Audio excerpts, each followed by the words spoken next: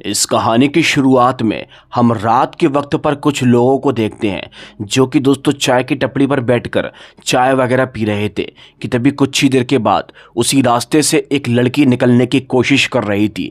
जिस लड़की का नाम सुमन होता है। सुमन दोस्तों दरअसल एक डांसर है, एक नचनिया औरत है जो कि बहुत खूबसूरत दिखती है और कमर हिलाती है। इसलिए दोस्तों ये सारे के सारे ठरकी लोग उसकी तरफ देखकर अट्रैक्ट हो जाते हैं और बोलते हैं कि ये तो वही लड़की है जो कि बहुत अच्छी तरीके से डांस करती है। इसीलिए इनके मन में सुमन के प्रति गलत विचार आना शुरू हो जाते हैं। अब दोस्तों ये लोग सुमन का रास्ता रोक लेते हैं और उसे आगे ना जाने देते हैं। ये बोलते हैं कि पहले एक बार डांस करके दिखाओ, जब हम तुम्हें आगे जाने देंगे। लेकिन सुमन उनसे बोलती है कि मुझे आगे जाने दो वरना तुम्हारे साथ में बहुत बुरा होगा। ये गुंडे वगैरह उसकी बात को नहीं मानते और ज़ोरों ज़ोरों से हंसना शुरू कर देते हैं। फिर तभी दोस्तों अचानक से सुमन अपने बाल के अंदर से एक क्लिप जैसी चीज़ को निकालती है और पूरे बालों को खोल लेती है। जैसे दोस्तों उसके बाल खुलते हैं कि तभी अचानक से हम देखते हैं उसके बालों में से एक छुपा सा रुस्तम, एक खतरनाक सा दानव बाहर निकलता है जो कि दिखने में बहुत छोटा होता है। लेकिन दोस्तों कुछ ही देर के बाद वो दानव देखते देखते बहुत बड़ा हो जाता है, जिसे देखकर ये सारे के सारे गुंडे बहुत डर जाते हैं, यहाँ से भागने की कोशिश करते हैं। पर दोस्तों लिटरली वो दानव एक एक करके उन सभी गुंडों को मौत के घाट उतार देता है और वापस से दोस्तों एक छोटा दानव बन जाता है और सुमन के बालों में जाकर छिप जाता है। जी हाँ दोस्तों, यानी कि अब हमको पता चलता है कि सुमन के बालों में एक दानव छुपा रहता है जिससे कि सुमन को कोई भी नुकसान नहीं पहुंचा सकता है। वो हर वक्त उसे देखता है और उसकी रक्षा करता है। एनीवेज गाइस, फिर तभी हमको दूसरी तरफ दूसरे सीन में दिखाया जाता है सुमन के घर वालों को, जहां उसकी भाभी, देवर, माँ और पापा यानी कि सास ससुर, ये सभी के सभी लोग बहुत ज़्यादा टेंशन में होते हैं क्योंकि रात बहुत हो चुकी थी और सुमन अभी तक घर नहीं लौटी थी। घर वाले आपस में बातें करते हैं कि सुमन इस घर की बहू है और वो भी डांस वगैरह करती है, नाचने वगैरह जाती है। ये सब घर की बहुओं पर बिल्कुल भी शोभा नहीं देता। ये लोग ऐसी बातें कर रहे थे और ख़ासकर दोस्तों सुमन की भाभी बहुत ज़्यादा अजीब अजीब सी बातें कर रही थी। ये लोग आपस में बातें कर रहे थे कि सुमन यहाँ पर डांस वगैरह करके पैसे कमाती है, लेकिन आज घर में 50,000 रुपये की ज़रूरत है, लेकिन वो मदद करने के लिए बिल्कुल भी आगे नहीं आ रही है। अब दोस्तों ये लोग बात ही कर रहे थे कि तभी कुछ ही देर के बाद सुमन यहाँ पर आ जाती है। अब दोस्तों उसका जो देवर होता है वो दरअसल ठरकी किस्म का इंसान है। वो फ़ौरन ही दोस्तों उससे बोलता है कि खाना वगैरह खा लो और उसका हाथ वगैरह पकड़ने की कोशिश करता है। लेकिन दोस्तों सुमन उसकी आदत को बहुत अच्छे से जानती है, इसीलिए वो फ़ौरन ही वहाँ से चली जाती है और बोलती है कि मुझे नींद आ रही है। और यहाँ पर जैसी अपने कमरे के अंदर होती है कि तभी अचानक से दोस्तों उसके पति वीरेंद्र का कॉल आता है और वो फ़ोन पर बात करती है। अब दोस्तों हमको पता चलता है कि उसका पति काम के सिलसिले से इस शहर से बाहर रहता है और दोस्तों बातें करते वक्त वो यहाँ पर अपनी पत्नी को बहुत मिस कर रहा था। वो उससे बोलता है कि मैं कुछ ही दिन में जल्दी ही वापस आ रहा हूँ तुमसे मिलने के लिए। लेकिन सुमन यहाँ पर बहुत दुखी होती है क्योंकि दोस्तों वो अपने पति से ठीक तरीके से आज तक बात भी नहीं कर पाई क्योंकि उनकी शादी केवल अभी अभी हुई है और फैमिली के प्रेशर में आकर इस लड़के से सुमन की शादी करवाई गई थी।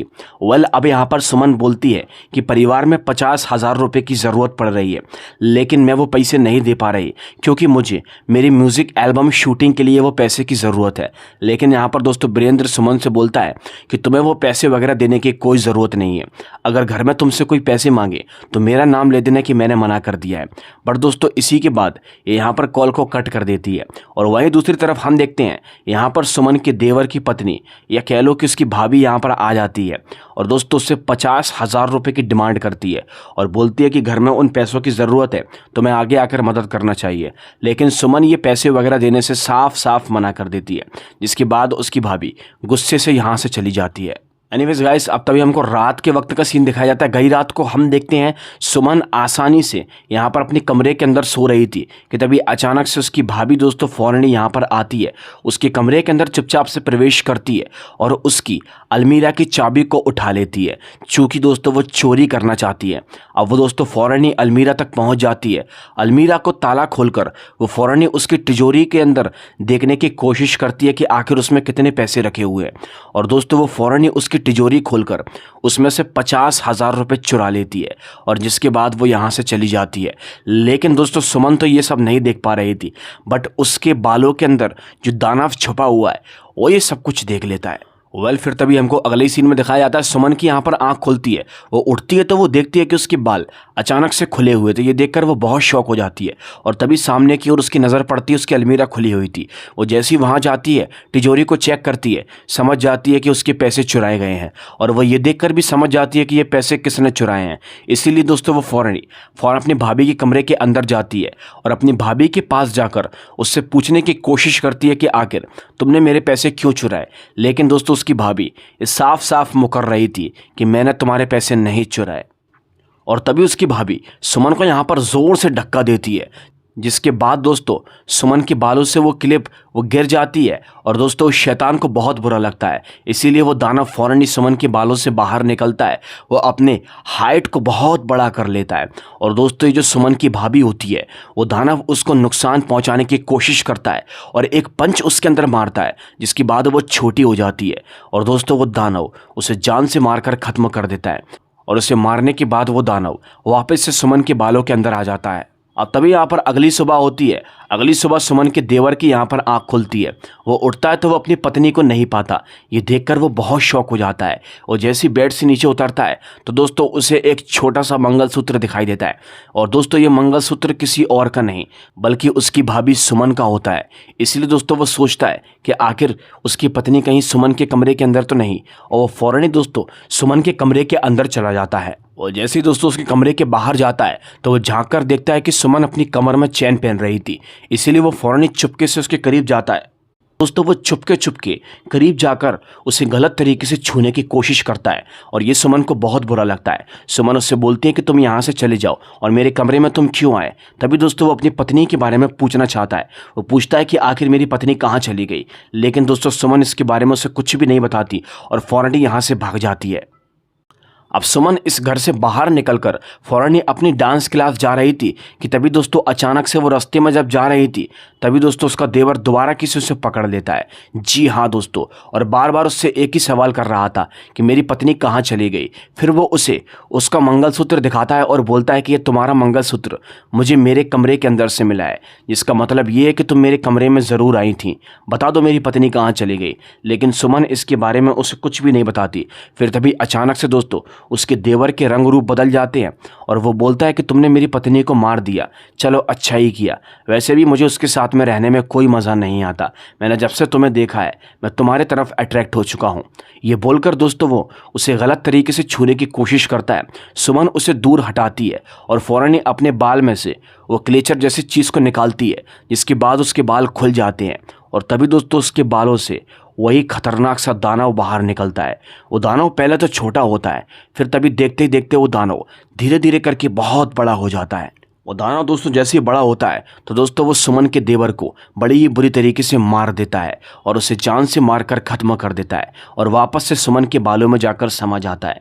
ये दानव का ठिकाना ही सुमन के बाल है। अब आप लोग ये सोच रहे होंगे कि आखिर ये दानव सुमन के पीछे कैसे लगा, तो इसकी जानकारी के लिए आपको आगे पता चलेगा। अब दोस्तों सुमन यहाँ पर फ़ौरन ही घर पर जाती है और वो दानव भी उसके सामने आ जाता है। दानव उससे बोलता है कि मैंने तुम्हारे उस गुनहगार को सबक सिखा दिया है और तुम्हारे तरफ जो भी आंख उठाकर देखेगा मैं उसे नहीं छोड़ूंगा। बट कहीं ना कहीं सुमन को ये चीज़ें बहुत बुरी लग रही थी।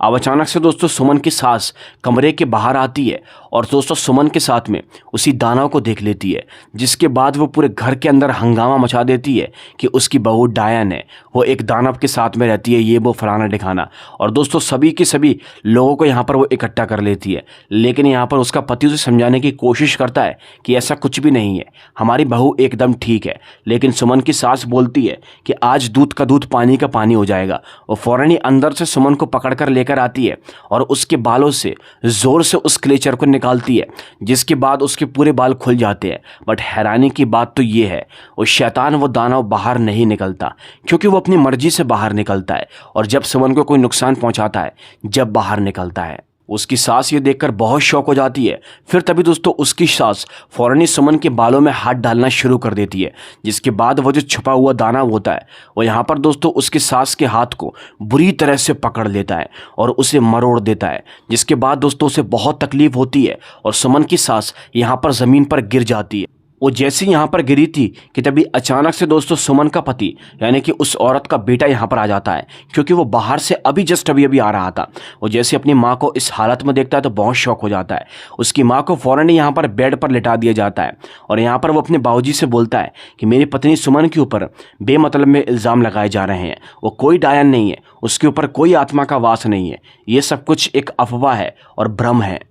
ये बात बाबूजी भी मानने को तैयार होते हैं। फिर तभी हम देखते हैं सुमन और उसका पति अपने कमरे के अंदर चले जाते हैं और आपस में बातें करने की कोशिश करते हैं। सुमन यहाँ पर बहुत शांत सी होती है, इसीलिए उसका पति उसे दिलासा देने के लिए बोलता है कि आज के बाद मैं तुम्हें कभी भी छोड़कर नहीं जाऊँगा, इसी शहर के अंदर कुछ न कुछ काम तलाश लूँगा। सुमन भी उसे देखकर इमोशनल हो जाती है और दोस्तों उसके गले लग जाती है, लेकिन ये शैतान को लग जाती है बुरी, यानी कि उस दानव को लग जाती है बुरी, क्योंकि सुमन के करीब कोई भी आए ये बात वो दानव बर्दाश्त नहीं कर सकता।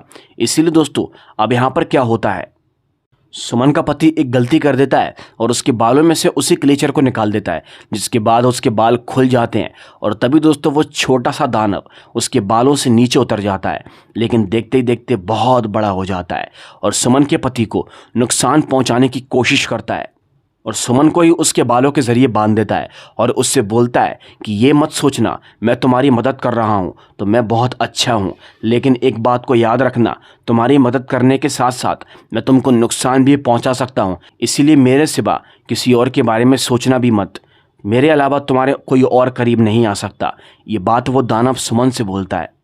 अब सुमन यहाँ पर अपने पति से चिल्लाकर बोलती है कि जल्दी से मेरा जूड़ा बांध दो और फ़ौरन ही दोस्तों उसके करीब आता है और उसके जूड़ा बांध देता है, जिसके बाद वो उसी क्लेचर को उसके बालों में लगा देता है, जिससे कि दोस्तों यहाँ पर वो शैतान उसके बालों के अंदर कैद हो जाता है।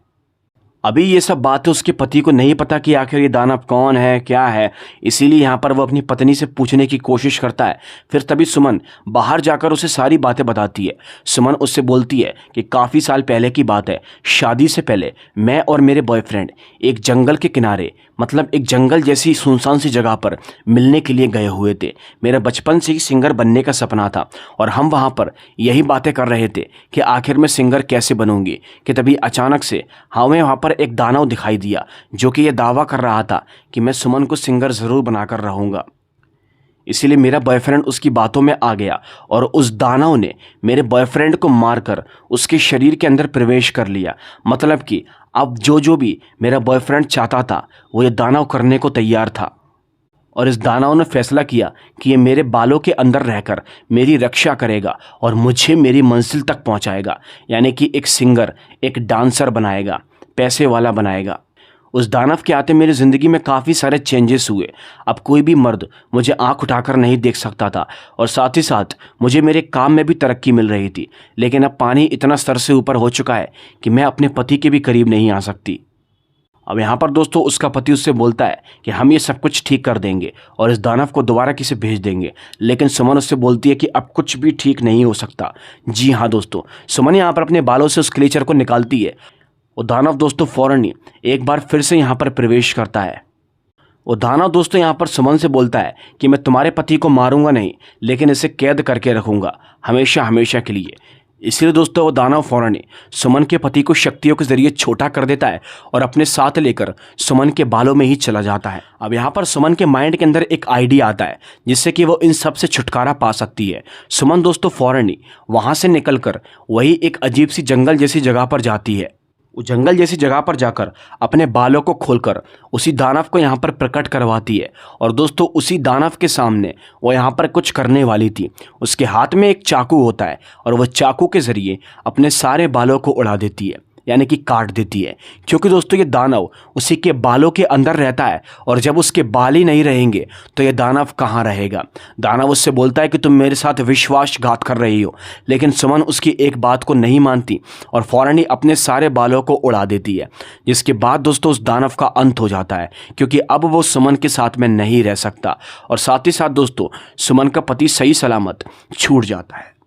और सुमन के पति के साथ साथ हम देखते हैं दोस्तों सुमन की भाभी भी यहाँ पर छूट जाती है। जी हाँ दोस्तों, यानी कि हमको पता चलता है कि ये मरी नहीं थी बल्कि उस दानव ने उसे कैद करके रखा हुआ था। उसकी भाभी सुमन से माफ़ी मांगती है और इसी हैप्पी एंडिंग के साथ ये कहानी यहीं पर ही खत्म होती है। उम्मीद करता हूँ आप लोगों को ये कहानी बहुत पसंद आई होगी। अगर वीडियो अच्छी लगी हो तो लाइक करके चैनल को सब्सक्राइब कर लेना। मैं आपसे मिलूंगा एक और दिल दहला देने वाली कहानी के साथ। तब तक के लिए बाय एंड सी।